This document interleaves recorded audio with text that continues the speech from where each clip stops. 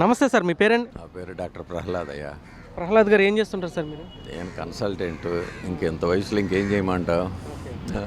లేదు లేదు సార్, గత 5 సంవత్సరాలుగా అయితే రాష్ట్రంలో వైసీపీ ప్రభుత్వాన్ని అయితే చూశారు. మరికొద్ది రోజులు అయితే రాష్ట్రంలో ఎలక్షన్ జరగబోతోంది.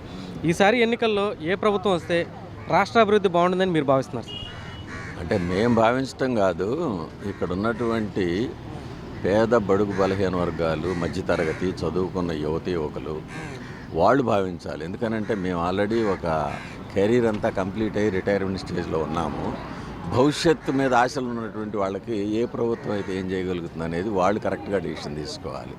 మా డెసిషన్ పెద్దగా ఇంపార్టెంట్ కాదు కదా. ఇవాళ 20% పైన కొత్త జనరేషన్ వస్తున్నారు. వాళ్ళు చదువుకున్న తర్వాత ఉద్యోగ అవకాశాలు ఈ రాష్ట్రంలో ఉన్నాయా, పొరుగు రాష్ట్రాలకు వెళ్ళాలా? ఈ రాష్ట్రంలో ఉంటే బాగుంది, లేకపోతే ఎందుకు లేవు?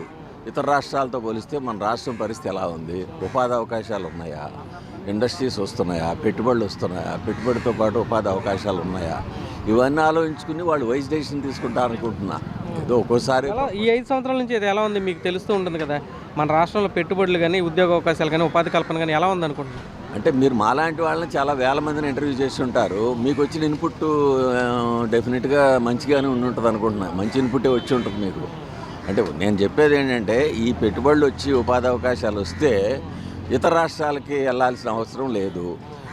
ఈ హెచ్పిసిఎల్ వాళ్ళు ఇచ్చినటువంటి అఫీషియల్ లెక్కల ప్రకారం గత 4.5 సంవత్సరాలుగా 3 లక్షల కనెక్షన్స్ హైదరాబాద్ షిఫ్ట్ అయినాయని వాళ్ళు ఇచ్చారు. అంటే ఏంటి, 3 లక్షల కుటుంబాలు ఇక్కడ నుంచి అక్కడికి షిఫ్ట్ అయినట్టే కదా. ఎక్కడి నుంచైనా ఇక్కడికి జనం వస్తే ఇక్కడ అభివృద్ధి చెందినట్టు. మన దగ్గర నుంచి వలస వెళ్తే ఏంటి అంటే, ఇక్కడికన్నా వేరే ప్రాంతం బాగున్నట్టే కదా. అంటే దాని అర్థం ఏంటంటే 5 లక్షల మంది ఇక్కడ నుంచి గత 4 ఏళ్లలో మైగ్రేట్ అయ్యారు. అంటే దాని అర్థం ఇక్కడ ఉపాధి అవకాశాలు సరిగ్గా లేవనే కదా. అందుకని డెఫినెట్గా ఉపాధి అవకాశాల కోసం ఎవరైనా ఎక్కడికైనా వెళతారు. అట్లాంటి వెళ్లకుండా ఉండాలంటే ఇక్కడ ఉపాధి అవకాశాలు పెరగాలి, చదువుకున్న యువతకు అవకాశాలు ఉండాలి.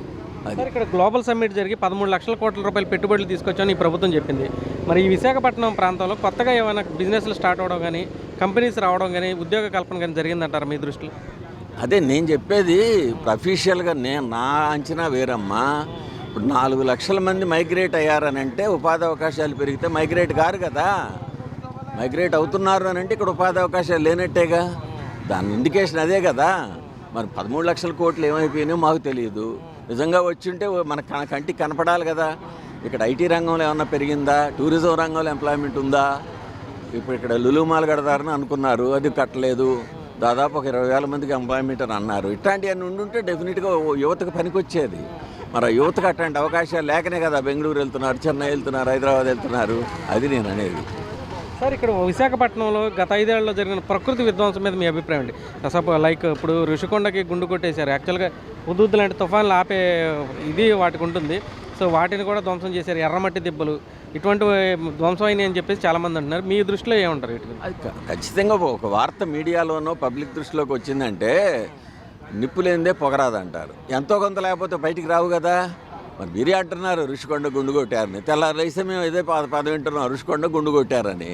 మరి ఎన్నో సంవత్సరాలు, వేల సంవత్సరాలు బట్టి ప్రకృతిని కాపాడుకుంటూ, ప్రకృతి విపత్తులను కాపాడుకుంటే అట్టాటి వాటిని కూడా విధ్వంసం చేస్తే ప్రకృతి కూడా డెఫినెట్గా మనలాంటి వాళ్ళ మీద ఇబ్బంది పెడుతుంది అనమాట. సో డెఫినెట్లీ ఈ ప్రభుత్వం మీద మెజారిటీ వర్గాలకి ఏమో మనకు ఉపాధి అవకాశాలు లేవని అభిప్రాయం అయితే 100% వచ్చిన మాట వాస్తవం.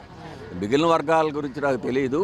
మాకు ఎంతసేపు ఎడ్యుకేటెడ్ పర్సన్స్గా మేము ఆలోచించేది, ఇక్కడ చదువుకున్న యువత ఇక్కడ అవకాశాలు ఉన్నాయా లేవా, ఇతరత్రా ఉద్యోగాలు ఉన్నాయా లేవా, ఉపాధి అవకాశాలు ఉన్నాయా లేవా. మేము హైదరాబాద్లో ఉంటాము. తెల్లాలేస్తే బోళ్ళంతమంది హైదరాబాద్ వస్తూ ఉంటారు, ఏదన్నా జాబ్ ఉంటే ఇప్పించండి అని. మరి దాని అర్థం ఏంటి? ఇక్కడ ఖచ్చితమైన అభిప్రాయం ఇక్కడ ఏమి ఉపాధి అవకాశాలు లేవు, ఇక్కడ నుంచి వేరే ప్రాంతాలకు వెళ్తున్నారు. అది తగ్గాలంటే ఏంటి? ఇన్ని ప్రకృతి వనరులు, 900 కిలోమీటర్ల కోస్టల్ కారిడార్ ఉన్నటువంటి ఆంధ్రప్రదేశ్ ఇతర రాష్ట్రాలకి యువతను పంపిస్తుంటే దాని సంకేతం ఏంటంటున్నా, ఖచ్చితంగా ఇక్కడ చదువుకున్న యువతకి అవకాశాలు లేవు. అది మెరుగుపడాలి అని అంటే ఈ ప్రభుత్వ విధానం మారాలి, లేకపోతే కొత్త ప్రభుత్వాన్ని రావాలి, అంతే కదా. ఇంకంతకన్నా ఏం చెప్తాం మేము?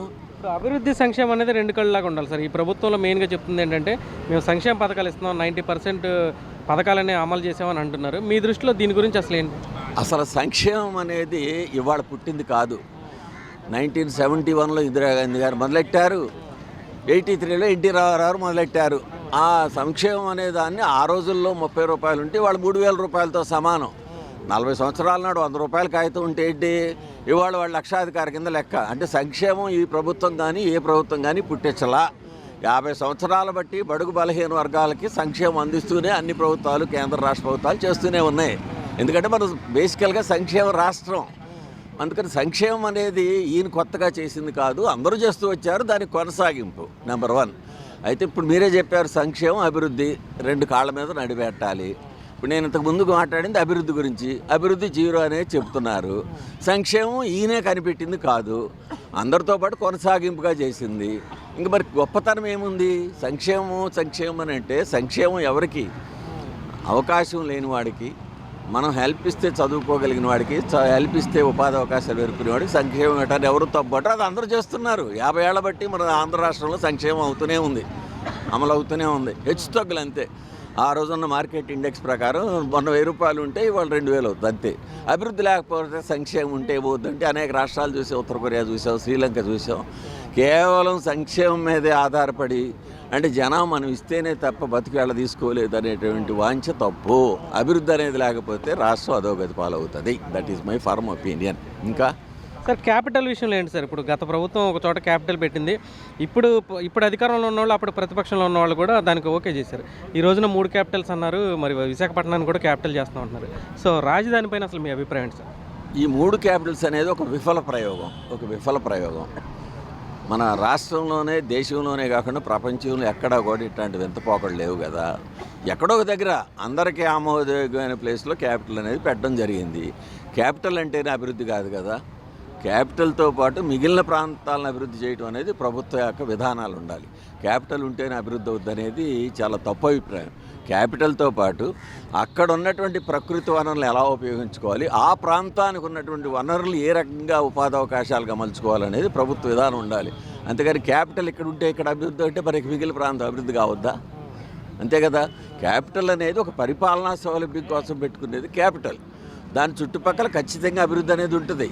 బట్ దానికి అదనంగా ఏ ప్రాంతంలో ఏ వనరులు ఉన్నాయి, ఏ ప్రకృతి వనరులు ఉన్నాయి, ఏ మానవ వనరులు ఉన్నాయి, వాటిని అనుసంధానం చేసుకుని ఆ ప్రాంతానికి తగినటువంటి ఉపాధి కల్పన కల్పిస్తే ఆ ప్రాంతం యొక్క యువతకి ఉపాధి అవకాశాలు ఉంటాయి. అంతేగాని 3 క్యాపిటల్స్ 30 క్యాపిటల్స్ అనేది ప్రపంచవ్యాప్తంగానే విఫల ప్రయోగం. క్యాపిటల్ అనేది ఎప్పుడు కూడా central point, focal point, administrative పర్పస్కి. అంతేగాని దానికి అభివృద్ధికి సంబంధం లేదు. అమెరికా లాంటి దేశాల్లో ఎన్నో రాష్ట్రాలు ఉన్నాయి. క్యాపిటల్ ఒక చోట ఉంటుంది, ఫైనాన్షియల్ క్యాపిటల్ మరొక చోట ఉంటుంది. అలాంటి అనుభవాలు మనకు ఉన్నప్పుడు ఏదో క్యాపిటల్ని మేము 3 చోట్ల పెట్టామంటేనే అది తప్పుడు వాదం అది. సార్ యాక్చువల్గా విశాఖపట్నానికి ఇప్పుడు గతంలో ఈ ప్రభుత్వం ప్రామిస్ ఏంటంటే 25 మంది ఎంపీలు ఇచ్చే ప్రత్యేక హోదా అన్నారు, విశాఖపట్నానికి రైల్వే జోన్ అన్నారు. మరి ముఖ్యంగా ఈ విశాఖపట్నంలో స్టీల్ ప్లాంట్ ఏదైతే ఉందో ఈ ప్రభుత్వం ఏమో ప్రైవేటీకరణకు కూడా వెళ్ళిపోయినటువంటి పరిస్థితి. సో ఇప్పుడు ఇక్కడ ఉన్నటువంటి ఎంపీలు ఎవరైతే ఉన్నారో, ఇప్పుడు పోటీ చేస్తున్న వాళ్ళలో ఎవరైతే పార్లమెంట్లో బలంగా వాణి వినిపించి ఈ ప్రాంతానికి నిధులు పట్టుకురాగలరని మీరు అనుకుంటున్నారు సార్? అది మనం కేటగరైజ్ చేయలేము. ఏ ప్రభుత్వం అయినా ఆ ఎంపీల యొక్క శక్తి సామర్థ్యాల మీద కేంద్ర ప్రభుత్వం నుంచి మనకు నిధులు రాబట్టే విషయంలో వాళ్ళ రోల్ ఉంటుంది. మరి వీళ్ళు గత 4.5 సంవత్సరాలు బట్టి మీరు చెప్పినట్టు స్టీల్ ప్లాంట్ విషయం కానివ్వండి, రైల్వే జోన్ విషయం కానివ్వండి, ఇలాంటివేవి కూడా ఇప్పుడు ప్రస్తుతం ప్రాతినిధ్యం వహిస్తున్నటువంటి ఎంపీలు అంత ప్రభావవంతంగా కేంద్ర ప్రభుత్వం మీద ప్రభావం చూపించలేకపోయారనేది అయితే స్పష్టత వస్తుంది. అంటే మరి డెఫినెట్గా ప్రజలు ఆ అభిప్రాయానికి వచ్చినప్పుడు ఏంటి, ఈ ఎంపీ సరిగ్గా లేకపోతే ఇంకో ఎంపీని ఎన్నుకుంటారు. మన కళ్ళగట్టినట్టు గత 4.5 సంవత్సరాల్లో కేంద్ర ప్రభుత్వం నుంచి వచ్చినటువంటి వాళ్ళిచ్చే నిధులే కాకుండా మన రాష్ట్రానికి రావాల్సిన అదనపు నిధులు తీసుకొచ్చిన సంఘటనలు ఎక్కడా కనపట్టలేదు. లేదంటే దాని ఉద్దేశం ఏంటి, డెఫినెట్గా వీళ్ళ పెర్ఫార్మెన్స్ ఇండెక్స్ సరిగా లేదనేదే కదా. Public will take decision. Sir విశాఖపట్నంలో డ్రగ్స్ దొరకడం లేకపోతే గంజాయి ఇటువంటి ఎక్కువైనా అంటున్నారు. ఇప్పుడు రీసెంట్గా కంటైనర్స్ కూడా పట్టుకున్నాం అంటున్నారు. సో విశాఖపట్నం ఈ 5 సంవత్సరాలు ఎలా ఉంది సార్ పరిస్థితి ఇక్కడ? విశాఖపట్నం అనేది దేశంలో ఇతర ప్రాంతాల్లో ఉండేటటువంటి వాళ్ళని కూడా ఆకర్షించేటటువంటి అద్భుతమైన ప్రశాంతమైన సిటీ. ఇంతసేపు మాట్లాడాను కదా, నాకు 45-50 సంవత్సరాల బట్టి విశాఖతో అనుబంధం ఉంది. కానీ నేను ఉండేది స్థిర నివాసం హైదరాబాద్ అమ్మ. నెలకోసారి వచ్చి ఒక 6 రోజులు ఉండిపోతా. అంటే దేశంలో ఏ ప్రాంతంలో ఉన్నటువంటి వాళ్ళైనా ఇక్కడికి వచ్చి ప్రశాంతంగా గడుపుదాం అనుకునే వాళ్ళకి ఒక ప్యారడైజ్ లాంటిది వైజాగ్. మరి గత 4 సంవత్సరాలు బట్టి అయితే కొంచెం అది ఇబ్బందికరమైన వాతావరణం వచ్చిన మాట వాస్తవం. అది కారణాలు అనేది మేము చెప్పలేము. డెఫినెట్గా మాకు వార్తలు మీడియా ద్వారా కానీ సోషల్ మీడియాలో కానీ వచ్చేది ఏంటంటే ఇదివరకు ఉన్నటువంటి ప్రశాంతత ఖచ్చితంగా తగ్గిందనేది జనరంజకంగా ఉన్నటువంటి వార్త. Thank you sir.